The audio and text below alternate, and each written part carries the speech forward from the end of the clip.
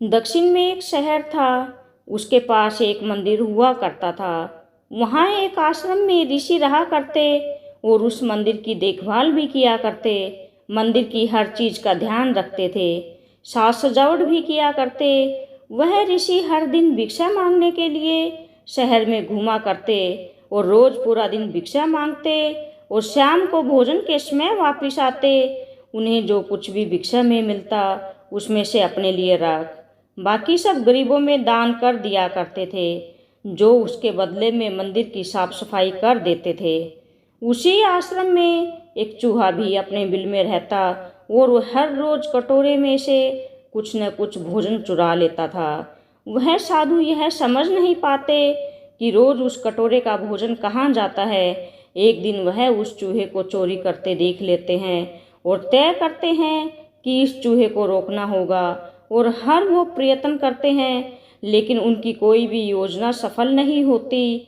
तब उन्होंने कटोरे को काफ़ी ऊंचाई पर रखना शुरू कर दिया ताकि चूहा वहां तक पहुंच न सके, और यहाँ तक कि एक छड़ी के साथ चूहे को मार भगाने की कोशिश भी की, लेकिन वह चूहा किसी भी तरह रोज उस कटोरे तक पहुंचने का रास्ता ढूंढ ही लेता और कुछ भोजन चुरा लेता था और वापस जाकर अपने बिल में घुस जाता। यह सब लगातार चलने लगा था। तब एक दिन एक भिक्षुक मंदिर की यात्रा करने वहां आते हैं। उस दिन भी हर दिन की तरह साधु चूहे को भगाने में लगे हुए थे। वह उस चूहे को डंडे से मारने में इतना व्यस्त थे कि वह उस भिक्षुक से मिल भी नहीं पाते हैं। यह सब देख भिक्षु क्रोध से भर जाते हैं। उन्हें लगता है कि इस साधु ने मेरा अपमान किया है। मैं कब से यहाँ प्रतीक्षा कर रहा हूँ, लेकिन यह ध्यान नहीं दे रहे हैं। भिक्षु ने क्रोध में आकर उस साधु से कहा कि मैं आपके आश्रम फिर कभी नहीं आऊँगा, क्योंकि मुझे नहीं लगता यहाँ आने का कोई मतलब है। शायद मुझसे बात करने के अलावा आपको अन्य काम ज़्यादा महत्वपूर्ण लग रहे हैं। तब वह साधु उस भिक्षु से बड़े ही प्रेम से कहते हैं कि मेरा आपका अपमान करने का कोई उद्देश्य नहीं था, क्षमा करें, मेरा आपकी तरफ ध्यान नहीं गया।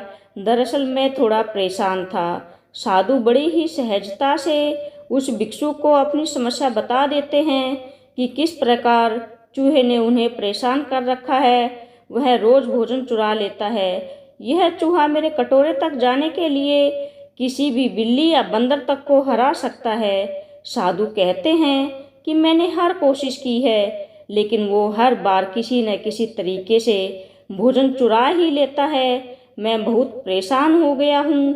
भिक्षुक ने जब पूरी घटना को सुना तब उनका क्रोध शांत हो जाता है और वह उस साधु से कहते हैं कि एक चूहे में इतनी शक्ति, आत्मविश्वास और चंचलता है तो जरूर इसके पीछे कोई न कोई कारण होगा, कोई न कोई बात जरूर होगी।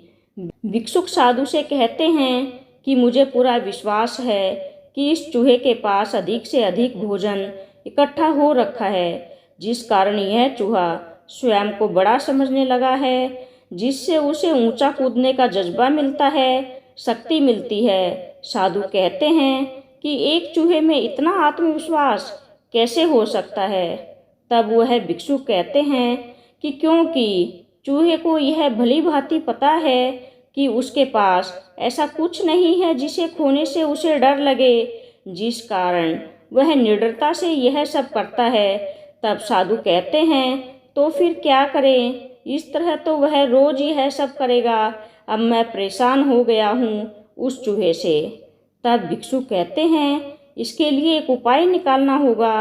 साधु और भिक्षुक मिलकर एक उपाय निकालते हैं कि यदि इस चूहे को हराना है तो हमें उसके बिल तक पहुंचना होगा, और यदि हम वहां तक जाने में सफल हो जाते हैं तो हम उस चूहे के भंडार तक पहुंचने में भी पूरी तरह सक्षम हो जाएंगे।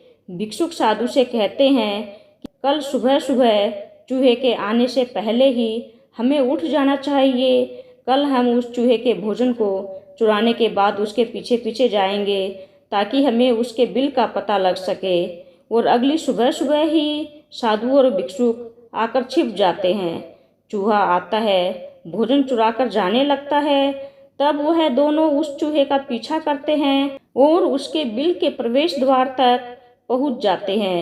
वहां पहुंच भिक्षुक साधु से कहते हैं कि चलो जल्दी से अब इसकी खुदाई करके देखते हैं कि यहाँ क्या है। दोनों खुदाई शुरू करते हैं और खुदाई के बाद वह यह पाते हैं कि उस चूहे ने अनाज का एक विशाल भंडार बना रखा है। यह देख साधु जल्दी से सारा चुराया गया भोजन इकट्ठा करने लग जाते हैं और उसके बाद वह मंदिर में लेकर लौट जाते हैं। कुछ देर बाद जब वह चूहा वापस अपने बिल में आता है तो वहाँ इतना बड़ा गड्ढा देख हैरान हो जाता है कि यह सब कैसे हुआ। वह अंदर झांक कर देखता है कि उसका इकट्ठा किया हुआ सारा भोजन गायब है। यह देख वह दुखी हो जाता है। चूहे को इस बात का बहुत गहरा झटका लगता है कि उसका जोड़ा गया सब कुछ वापस छिन गया। अब उसका सारा आत्मविश्वास टूट जाता है।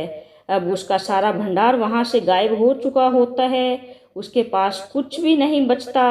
वह तय करता है कि वह दोबारा से रात में जाकर चोरी छुपे भोजन चुराएगा और फिर से सब इकट्ठा करेगा।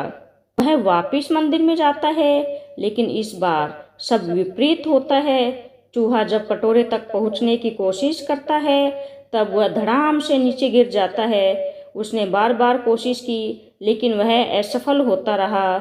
यह सब देख उसे यह एहसास होता है कि अब न तो उसके पास शक्ति है और न ही आत्मविश्वास, वह भी अब खत्म हो गया है उस भंडार की तरह।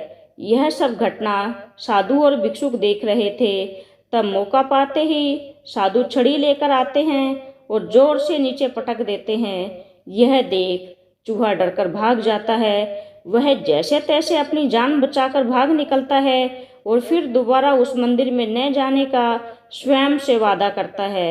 अब साधु चैन की सांस लेते हैं कि इतने दिन की समस्या एक दिन में ही भिक्षुक दूर कर देते हैं। वह उस भिक्षुक को धन्यवाद करते हैं और कहते हैं कि आपकी वजह से ही आज यह सब हो पाया है। इस चूहे ने न जाने कितने समय से मुझे परेशान कर रखा था।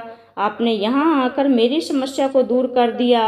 भिक्षुक साधु से कहते हैं कि यदि किसी भी समस्या को बिना हड़बड़ी के सुलझाने का प्रयास किया जाए तो वह आसानी से हल हो जाती है। बस ज़रूरत है उस पर पूरा ध्यान केंद्रित करके समझने की। यदि तुमने धैर्य के साथ ऐसा सोचा होता तो तुम स्वयं भी यह कर लेते। यह सुन वह साधु कहते हैं कि आपने सही कहा, मैं इस बात का आगे से पूरा ध्यान रखूंगा। और वह भिक्षुक वहां से लौट जाते हैं। अतः इस कहानी से हमें यह शिक्षा मिलती है कि हमारे पास भी संसाधनों की कमी न हो तो हमारे भीतर भी बहुत अद्भुत शक्तियाँ और आत्मविश्वास नजर आएगा।